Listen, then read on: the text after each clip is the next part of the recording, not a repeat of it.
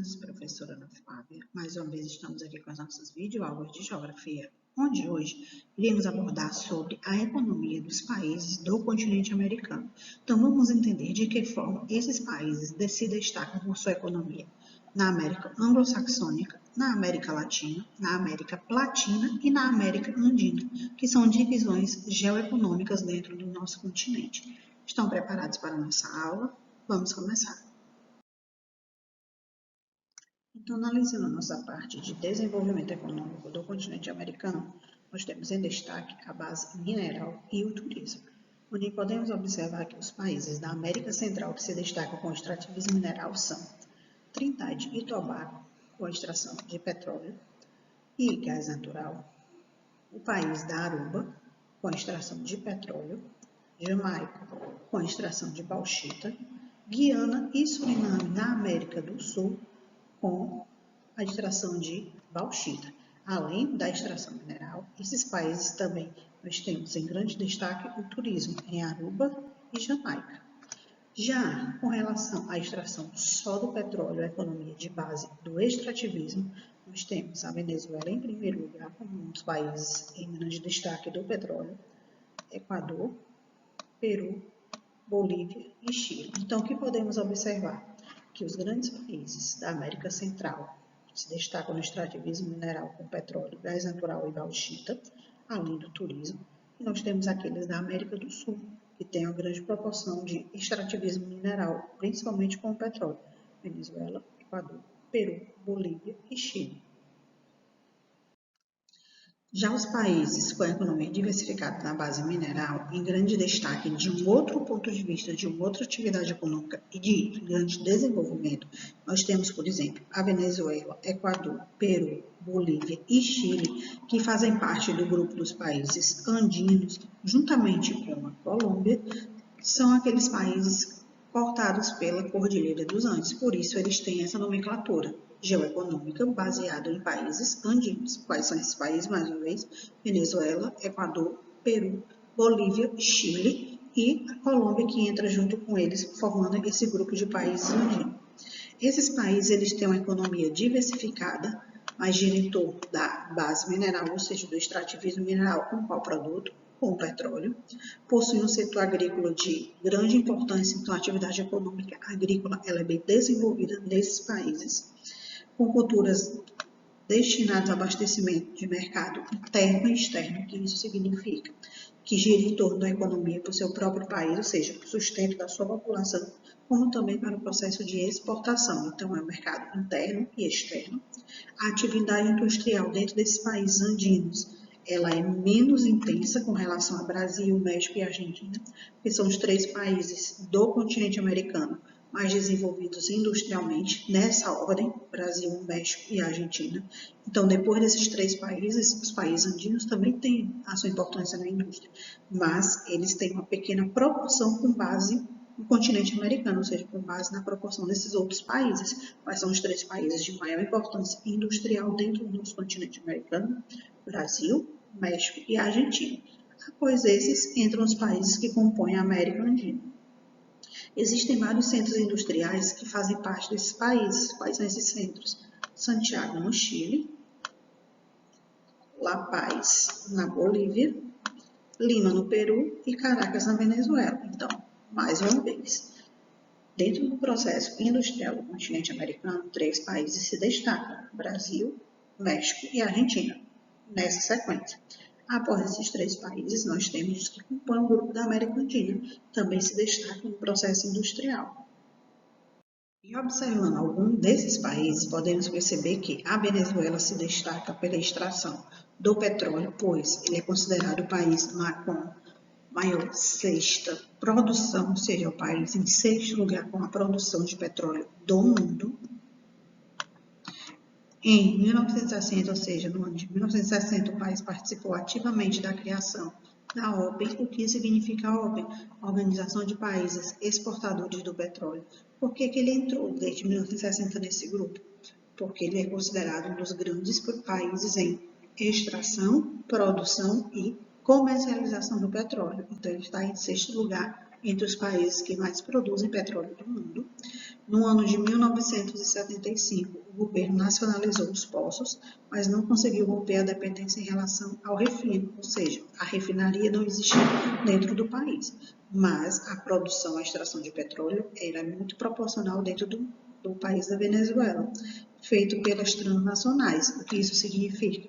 Que ele extraiu o petróleo, mas ele era comercializado para outro país para que houvesse o processo de refinaria. Isso no ano de 1975. Com a nacionalização, possibilitou também um certo desenvolvimento industrial. Já a economia diversificada do país do Equador, a gente pode perceber que, até o ano de 1930, sua economia era baseada em produtos agrícolas. Que produtos são esses? Banana, café e cacau, e que a partir de 1973 o petróleo passou a ser seu principal produto de exportação. Então, observe que antes do petróleo se tornar o carro-chefe de exportação do Equador, eles praticavam uma outra atividade, que era a agricultura. E quais os três principais produtos de comercialização do Equador? Banana, café e cacau. Quando eles passaram a praticar o extrativismo mineral, ou seja, a extração do petróleo, esse passou a ser o seu carro-chefe, passou a ser a sua maior economia. E além do processo agrícola e do extrativismo mineral, também tem o extrativismo animal, a pesca, que faz parte das suas fontes de renda, como exemplo o camarão. Então, observe que o Equador pratica três atividades econômicas que beneficiam o seu desenvolvimento: a agricultura, o extrativismo mineral e o extrativismo animal. Mas lembrando a vocês que o carro-chefe da sua economia atualmente é o petróleo.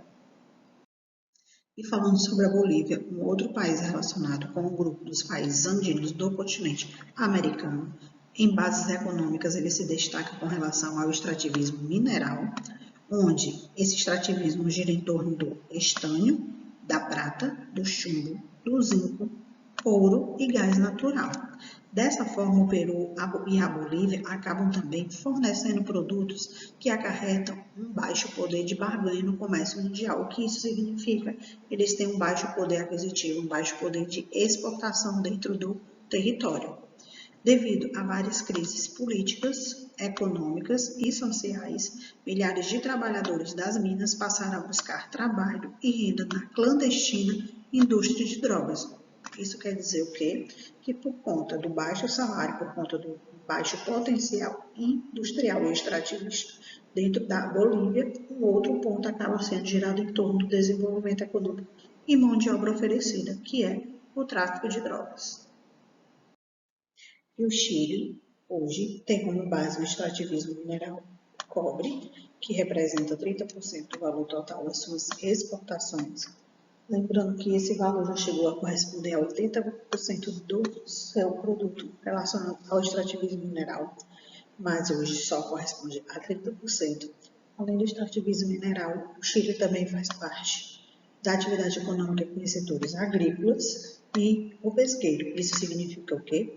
Que o país pratica o extrativismo mineral com o cobre, a atividade econômica agrícola e o extrativismo animal com a pesca, onde os produtos agrícolas estão relacionados com as frutas e o carro-chefe é a uva para a produção de vinhos.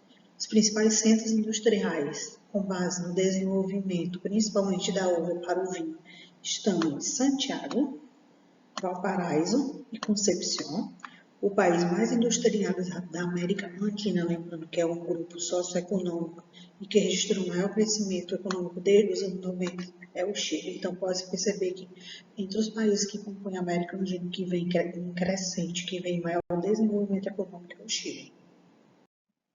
O Peru já apresenta sua economia de base no extrativismo mineral, relacionado com os principais produtos de extração: cobre, zinco, prata, ferro, chumbo e petróleo. Hoje o petróleo é explorado na área amazônica peruana, ou seja, a parte da floresta amazônica que está localizada dentro do território do Peru. No comércio mundial, também tem fornecimento de produtos que acarretam baixo poder de barganha. E entre os principais problemas enfrentados pelo Peru está a concentração de renda e de terra nas mãos de uma pequena parcela da população. Isso significa o quê? Que grande parte da população ela tem a concentração de terras em suas mãos, e o Peru não consegue desenvolver uma atividade econômica agrícola, principalmente, dentro do seu território por conta dessas terras estarem na mão dessas pequenas populações, ou seja, desses pequenos grupos.